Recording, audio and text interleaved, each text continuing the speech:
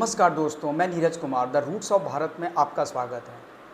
कल उत्तर प्रदेश सरकार ने एक शासन आदेश निकाला, एक ऑर्डर किया है, जिसमें ये कहा कि जितने भी कास्ट के नाम पे रैलियां की जाती हैं, ये अब बंद की जाएंगी। और दूसरी चीज़ उन्होंने कहा है कि कोई भी आदमी अपनी व्हीकल पर अगर अपनी कास्ट का नाम लिख के अपने गाड़ी के बैक साइड या फ्रंट पे जो शीशा होता है, विंडो होती है, उस पर अगर नाम लिख के चलता है तो वो भी पनिशेबल ऑफेंस होगा। और फाइनेंशियल उसमें जो पनिशमेंट इम्पोज किया जाएगा वो 5000 रुपीज़ तक का किया जाएगा। ये एक अच्छा कदम है और ये कदम इनको पूरे भारत में लेना चाहिए, हर स्टेट को लेना चाहिए। तो जो इंडियन मोटर व्हीकल एक्ट है उसके तहत पूरे देश में ये चीज़ें लागू होनी चाहिए। इसके अलावा 2-3 चीज़ें और करने की ज़रूरत है। ये ज़रूरत ये है कि जिस तरह से सरकार ने पहले ब्लू और जो रेड लाइट गाड़ियों के ऊपर लोग लगा घूमते थे, चाहे वो गवर्नमेंट एम्प्लॉई थे, तो वो उन्होंने हटाया। ये बहुत अच्छा कदम है। और एक तरफ जब हम ये कहते हैं कि हम समाजवाद में जी रहे हैं, यहाँ सभी लोग बराबर हैं, तो वहाँ इस तरह की लाइट्स का कोई महत्व नहीं है।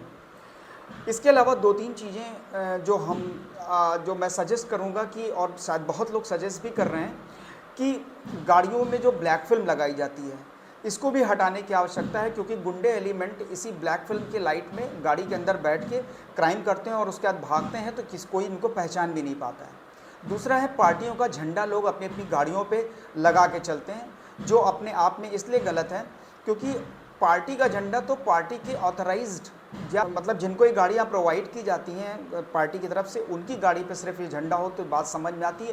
पूरे शहर, पूरे देश में लोग गाड़ियों पे अपनी अपनी पार्टी का झंडा लगा के घूम रहे हैं। वो पार्टी एग्जिस्ट करती है नहीं करती है इससे पता नहीं। दूसरा, इसमें एक और जो चीज़ें इन्वॉल्व होती हैं कि बहुत से ऐसे छुटभैये नेता हैं जो कि ठेकेदारी करते हैं। जब सरकारें बदलती हैं तो उनके झंडे भी उनकी गाड़ियों में बदल जाते हैं। मंशा क्या है? मंशा बिल्कुल साफ़ है कि वो पड़ोस में रहने वाले लोगों पे अपना दबदबा बनाना चाहते हैं। सड़क पे चलते हैं तो चाहते हैं कि उनका दबदबा सड़क पे भी बने, कोई उनकी गाड़ी के आगे ना आए। इसके अलावा तीसरी चीज़ ये है कि जो हूटर लगा के लोग चलते हैं, वो ऐसे हूटर जो गवर्नमेंट ने जिसको बैन किया हुआ है, उन हूटरों के चलाने पे अगर कोई इस तरह की नॉइज़ पोल्यूशन जैसी स्थिति होती तो उसको भी पनिश करने की ज़रूरत है। बहुत से लोग गाड़ियों पे ये लिख के घूमते हैं कि अध्यक्ष फलानी पार्टी, महासचिव फलानी पार्टी, अध्यक्ष अखिल भारतीय युवा नेता, महासचिव अखिल भारतीय फलाना मंच। तो इस तरह के जो अध्यक्ष लोग सड़क सड़क पे घूम रहे हैं, तो ऐसे लगता है कि आम आदमी कम हो गया है और विशेष आदमी की संख्या ज़्यादा हो गई है। इस पर भी रोक लगाने की आवश्यकता है।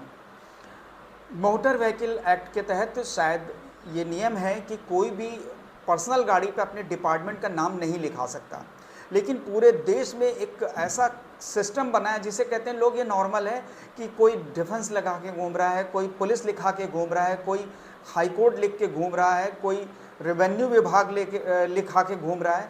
तो मेरे ये नहीं समझ में आता इसको लिखा के मिलता क्या है? क्या डराना चाहते हो कि मुझसे ना लड़ो, मैं डिफेंस में हूँ, मुझसे ना लड़ो, मैं पुलिस में हूँ, मेरी गाड़ी को ना रोको क्योंकि मैं सचिवालय में काम करता हूँ? तो इस तरह की चीज़ें पर्सनल गाड़ियों से भी बंद होनी चाहिए।